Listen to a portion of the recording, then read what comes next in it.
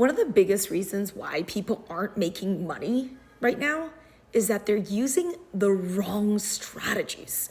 They're using the wrong strategies, not from a trading perspective, but from like a life and careers perspective, because they're listening to advice from past generations that really don't fit into today's world. For instance, the advice of, well, go and get an MBA and all your problems will be solved. No, do you know how much MBAs cost these days? And the time that it takes to get the MBA is actually taking you time from working. So then what happens is you end up with an MBA freaking tuition bill of maybe $40,000 to $50,000 to $60,000, $70,000, and for those 2 years you didn't work. So then when you go and look for a job, you actually can't find a high-paying job in today's marketplace. This is very much the case. Also, the piss poor advice of, well, owning is better than renting, and forcing people who are not equipped to be homeowners to become house broke.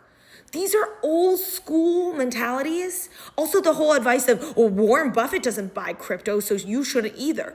This is such bad advice because it's coming from a bygone era.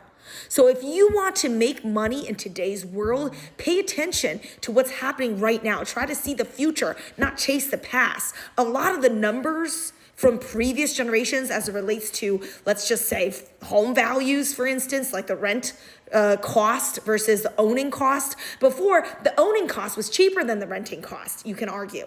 But now the renting cost is cheaper than the owning cost. So when the numbers shake up on you, you can't use that old ass advice. Like, that just doesn't make sense anymore when you actually break down the numbers on an Excel sheet and you really look, do I actually save money after owning a house? Like, what about amortization schedules, right? Like, people are using old school advice that does not apply to today's numbers.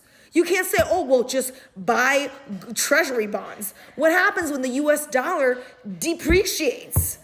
I don't know. I don't want to find out. I'm looking at other assets because I know that things that were previously true potentially could not be true moving forward. So if there's one lesson in investing as well, is times change. Change is inevitable.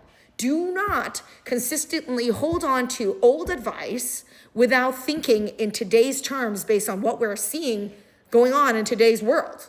It's a very different story now.